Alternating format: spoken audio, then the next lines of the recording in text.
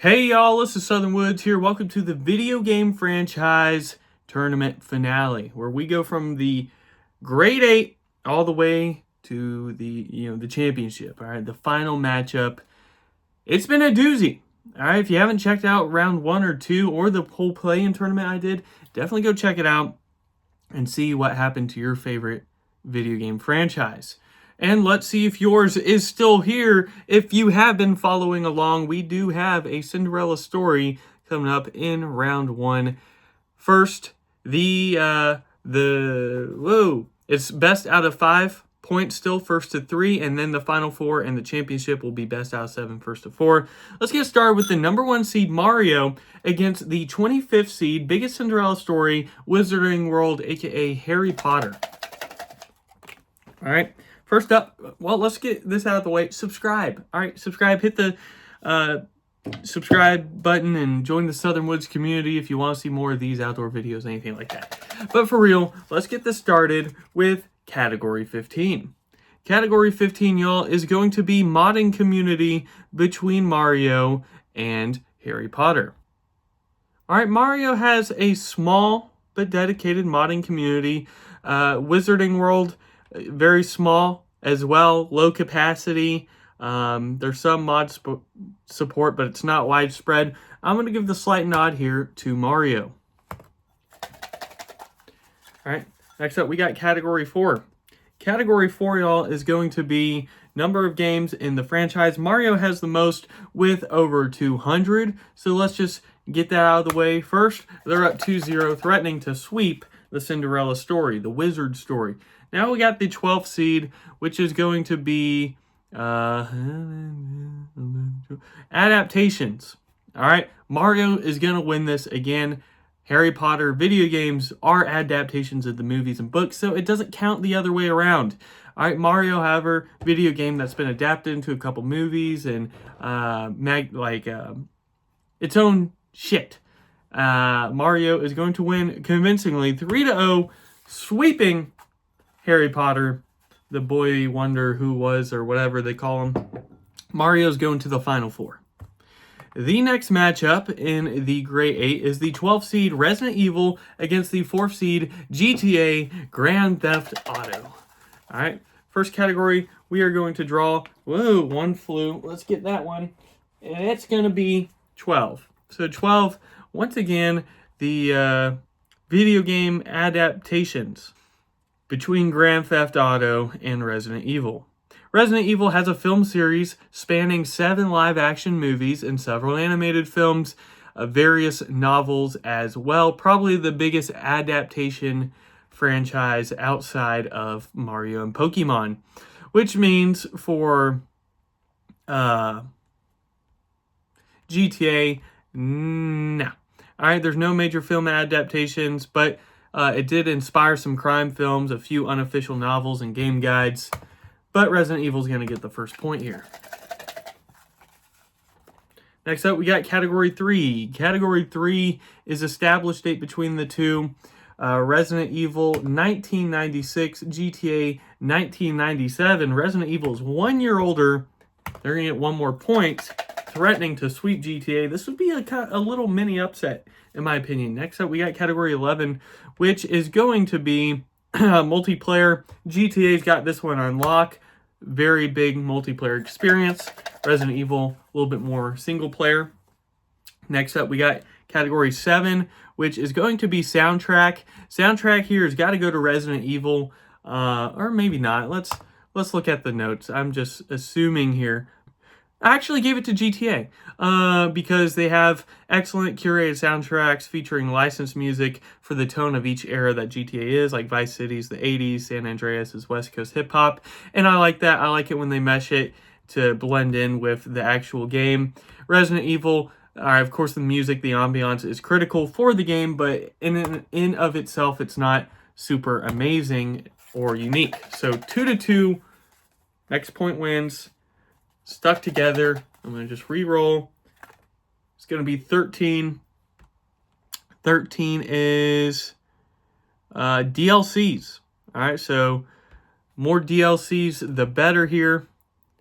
Resident Evil. Resident Evil has some smaller DLCs, often with new story content, challenges, and characters, sometimes larger expansions. Not too bad. GTA, though, continues to receive regular updates, new missions, vehicles, weapons, high story-based DLCs. Not super common, but they occur. I have to give the nod here to GTA. They barely edge out Resident Evil. Moving on to the Final Four. Resident Evil, you put up a fight, but you succumb to GTA. You are out of here. Next up, we have the 3rd seed Call of Duty against the 11th seed Sonic the Hedgehog. First up is Category 12, which is going to be the adaptations. Once again, let's look at it here. Sonic, all right, one of the best regarding adaptations, 2 successful live-action films, comics, and novels. Meanwhile, Call of Duty, not a whole lot going on. There's no movies so far, a few novels, not much else. So have to give the point here to Sonic. Next up, we got Category 3. Category 3 is going to be established date for good old Sonic the Hedgehog. That's 1991. For Call of Duty 2006, the new era of games. Sonic, older, going up 2-0, threatening to sweep Call of Duty. The one that fell is Category 7. Category 7 being the storyline. I think I messed up and did soundtrack and drew the wrong one earlier in this video, but it doesn't matter so much. At least that's what I'm going to say. We got storyline. Which is better, Call of Duty or Sonic the Hedgehog? Sonic storyline revolves Sonic saving the world from Dr. Robotnik and Egghead Man, and there's some depth, there's some nostalgia and lighthearted plots and colorful characters. Call of Duty, especially the Modern Warfare series, has tight, engaging narratives about war, patriotism, good campaigns. The MW2 is the best stories in a video game, in my opinion. So I'm giving the nod here to Call of Duty. They get a point here. All right, let's go. The next one. Category 15. Category 15 is going to be the modding community between Call of Duty and Sonic. And modding capabilities. Sonic has a very large modding community with some medium capabilities. Sonic fans have developed the ROM hacks and mods across various games, especially the 2D titles, and with the Sega. Call of Duty has a medium capability, a medium modding community, especially World at War, but some other titles are a lot more restrictive. So Sonic is going to get the point and going to get the dub here. Moving on to the Final Four. Call of Duty takes a surprising L, a top 4 seed getting knocked out. Our final matchup of the Great 8 before we move on to the Final Four is the 10th seed Final Fantasy against the 2nd seed Pokemon. Got to catch them all. All right. Ooh, we got number 1 seed to start out. Pokemon, $480 million revenue. The 10th seed Final Fantasy, $185 million. Pokemon quickly up 1-0. Next up, we got 13. 13 is DLCs. Once again, DLCs have been pretty important. Final Fantasy going to have slightly more DLCs than Pokemon overall. At least that's what I'm saying right now. Let me look at my damn notes. I'm just jumping the gun here. Yeah. All right. Big DLC and expansion packs, bonuses in Final Fantasy compared to Pokemon, which honestly, aside from Sword and Shield expansion passes, there's not much. Final Fantasy ties it up 1-1. Whoa, 2 fell. Do the first one here. And the first one is hit that like button if you like this tournament. It's coming down to the end, so show your support if you're still here. Next up, we got Category 11. We've been getting that a lot. Category 11 is going to be multiplayer. Let's check that out. Final Fantasy, mainly single player. All right, but there is some MMO experience going on. All right, not a whole lot, but there is. Meanwhile, Pokemon, traditionally a first-player game in of itself. However, there are some multiplayer aspects that shine, especially with the competitive battling and trading and competition. So a little bit more, in my opinion, than Final Fantasy. Pokemon goes up 2-1.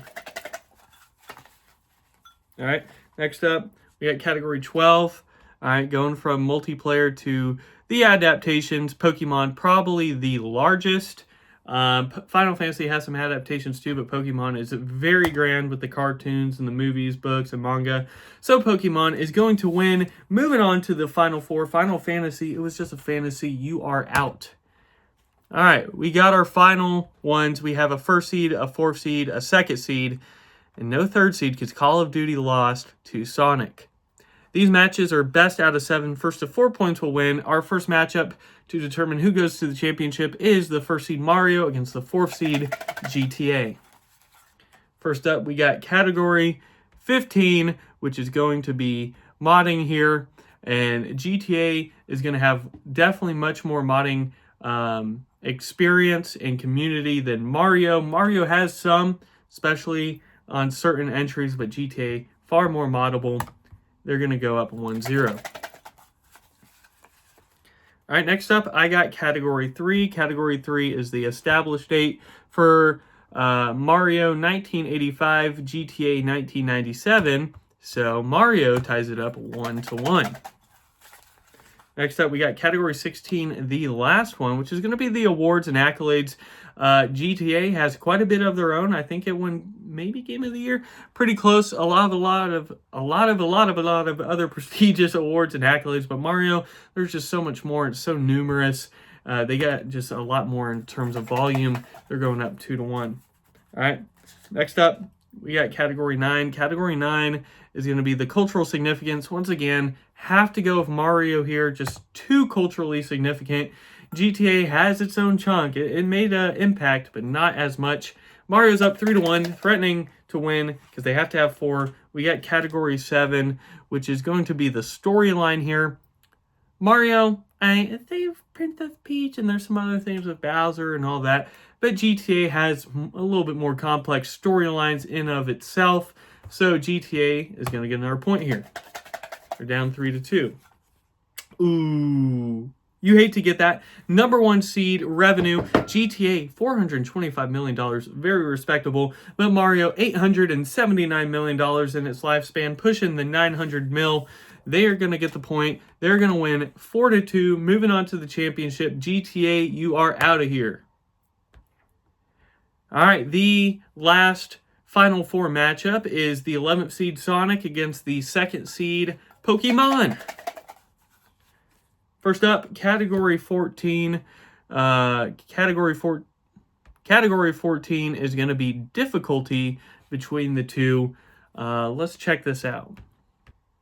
I mean, none of these are particularly hard games, right? You don't think of Pokemon or Sonic being difficult, but Sonic being a platform game, a little more difficult with the levels, and there is some spikes in difficulty. Sonic's going to get the first point here. Next up, we got Category 6. Category 6 being the character popularity. Sonic is number 3, the most iconic character. But who's number 2? It's Pikachu. So, Pokemon ties it up 1-1. Next up, we got Category 10. Category 10 being the innovation between Sonic and Pokemon. Sonic, speed-based platform games. All right, really innovated level design and bringing a sense of urgency into video games.